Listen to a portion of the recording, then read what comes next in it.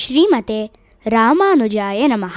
ವಿಷ್ಣು ಸಹಸ್ರನಾಮದಲ್ಲಿರುವ 166ನೆಯ ತಿರುನಾಮ ವೈದ್ಯ. ದಕ್ಷ ಪ್ರಜಾಪತಿ ಅನೇಕ ದೇವತೆಗಳು ಮತ್ತು ಮಹರ್ಷಿಗಳು ಭಾಗವಹಿಸಿದ್ದ ಒಂದು ಮಹಾಯಜ್ಞವನ್ನು ನಿರ್ವಹಿಸುತ್ತಿದ್ದರು. ಆ ಯಜ್ಞಕ್ಕೆ ಸತೀದೇವಿಯು ವಿಶೇಷ ಅತಿಥಿಯಾಗಿ ಆಗಮಿಸಿದ್ದಳು. ಆದರೆ ಅಹಂಕಾರದಿಂದ ತುಂಬಿದ್ದ ದಕ್ಷನು ಶಿವನ ಬಗ್ಗೆ ಅವಹೇಳನಕಾರಿ ಮಾತುಗಳನ್ನು ಆಡಲು ಆರಂಭಿಸಿದನು. ತನ್ನ ಪತಿಯನ್ನು ಅವಮಾನಿಸುತ್ತಿರುವುದನ್ನು ಸಹಿಸಲಾರದೆ ಸತೀದೇವಿ ಯಾಗದ ಅಗ್ನಿಗೆ ಹಾರಿ ತನ್ನ ಪ್ರಾಣ ತ್ಯಾಗ ಮಾಡಿದಳು. ಈ ಘಟನೆಯಿಂದ ಅಪಾರ ದುಃಖ ಮತ್ತು ಕೋಪಗೊಂಡ ಶಿವನು ವೀರಭದ್ರನನ್ನು ಸೃಷ್ಟಿಸಿ ದಕ್ಷನ ಯಜ್ಞವನ್ನು ನಾಶ ಮಾಡಲು ಮಹಾಸೈನ್ಯದ ಸೇನಾಧಿಪತಿಯಾಗಿ ನೇಮಿಸಿದನು. ವೀರಭದ್ರನು ತನ್ನ ಪ್ರಚಂಡ ಆಕ್ರೋಶದಿಂದ ದಕ್ಷನ ಯಜ್ಞವನ್ನು ಧ್ವಂಸಗೊಳಿಸುತ್ತಿದ್ದಾಗ ಅಲ್ಲಿದ್ದ ಹಲವಾರು ದೇವತೆಗಳಿಗೂ ಋಷಿಗಳಿಗೂ ಬಹಳ ತೊಂದರೆಯಾಯಿತು.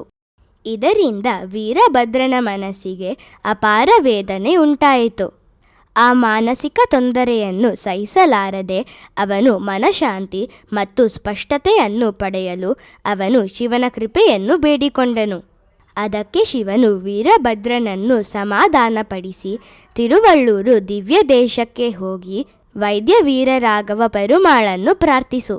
ಅವರು ಅಲ್ಲಿ ದೇಹದ ಹಾಗೂ ಮನಸ್ಸಿಗೆ ಸಂಬಂಧಿಸಿದ ಎಲ್ಲ ವಿಧದ ರೋಗಗಳನ್ನು ನಿವಾರಿಸುವ ದಿವ್ಯ ವೈದ್ಯನಾಗಿ ವಾಸಿಸುತ್ತಿದ್ದಾರೆ. ಆದುದರಿಂದ ವೀರಭದ್ರನು ತಿರುವಳ್ಳೂರು ದಿವ್ಯ ದೇಶಕ್ಕೆ ಬಂದನು. ಅಲ್ಲಿ ಹೃತ್ತಾಪನಾಶಿನಿ ಪುಷ್ಕರಣಿಯಲ್ಲಿ ಸ್ನಾನ ಮಾಡಿ ವೈದ್ಯ ವೀರರಾಘವ ಪೆರುಮಾಳನ್ನು ಹಾಗೂ ಕನಕವಳ್ಳಿ ತಾಯಾರನ್ನು ಪ್ರಾರ್ಥಿಸಿ ತನ್ನ ಮಾನಸಿಕ ವೇದನೆಯನ್ನು ನಿವಾರಿಸಬೇಕೆಂದು ಬೇಡಿಕೊಂಡನು. ದಿವ್ಯ ದಂಪತಿಗಳ ಕೃಪೆಯಿಂದ ವೀರಭದ್ರನು ತನ್ನ ಮನಃಶಾಂತಿಯನ್ನು ಮರಳಿ ಪಡೆದನು.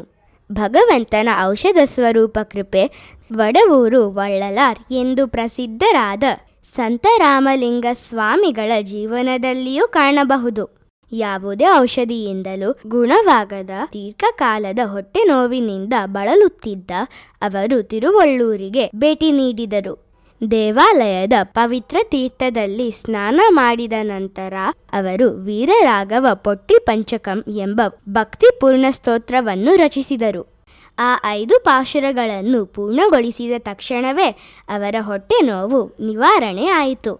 ಭಗವಂತ ಕೇವಲ ದೈಹಿಕ ಮತ್ತು ಮಾನಸಿಕ ರೋಗಗಳನ್ನಷ್ಟೇ ನಿವಾರಿಸುವುದಿಲ್ಲ, ಆತ್ಮದ ದುಃಖವನ್ನೂ ನಿವಾರಿಸುತ್ತಾನೆ.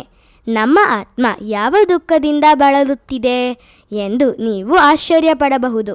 ನಮ್ಮ ಆತ್ಮವು ಜನನ ಮರಣಗಳ ಅಂತ್ಯವಿಲ್ಲದ ಚಕ್ರದಲ್ಲಿ ಸಿಲುಕಿರುವುದರಿಂದ ದುಃಖ ಅನುಭವಿಸುತ್ತಿದೆ. ಅಲೋಪತಿ, ಹೋಮಿಯೋಪತಿ ಅಥವಾ ಪ್ರಕೃತಿ ಚಿಕಿತ್ಸೆಯಂತಹ ಯಾವುದೇ ವೈದ್ಯಕೀಯ ವಿಧಾನಗಳ ಔಷಧಿಗಳಿಂದ ಆತ್ಮದ ಈ ದುಃಖವನ್ನು ನಿವಾರಿಸಲು ಸಾಧ್ಯವಿಲ್ಲ.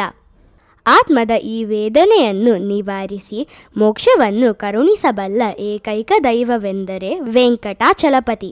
ಪೆರಿಯಾಳ್ವಾರ್ ತಮ್ಮ ಪಾಶುರದಲ್ಲಿ ಭಗವಂತನನ್ನು ಮರುಂದುವನಾಯ್ ನಿಂದ್ರವಾಮಣಿ ವಣ್ಣನ್ ಎಂದು ಕೊಂಡಾಡುತ್ತಾರೆ.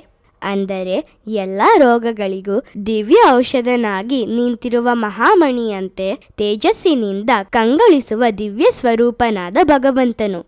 ಒಂದು ಪ್ರಸಿದ್ಧ ಸಂಸ್ಕೃತ ಶ್ಲೋಕ ಹೀಗೆ ಹೇಳುತ್ತದೆ: ಶರೀರೇ ಜರ್ಜರಿ ಭೂತೆ ವ್ಯಾಧಿಗ್ರಸ್ತೆ ಕಲೇಬರೆ ಔಷಧಂ ಜಾಹ್ನವೀತೋಯಂ ವೈದ್ಯೋ ನಾರಾಯಣೋ ಹರಿಹಿ. ಇದರ ಅರ್ಥ, ವೃದ್ಧಾಪ್ಯದಿಂದಲೋ ಅಥವಾ ರೋಗದಿಂದಲೋ ದೇಹ ದುರ್ಬಲವಾದಾಗ ಗಂಗಾಜಲವೇ ಶ್ರೇಷ್ಠ ಔಷಧಿ, ನಾರಾಯಣನೇ ನಿಜವಾದ ವೈದ್ಯನು. ವೈದ್ಯ ಎಂದರೆ ಮನಸ್ಸು, ದೇಹ ಮತ್ತು ಆತ್ಮ ಈ ಮೂರನ್ನೂ ಗುಣಪಡಿಸುವ ಏಕೈಕ ದಿವ್ಯ ವೈದ್ಯನಾದ ನಾರಾಯಣ ಎಂದು ಅರ್ಥ.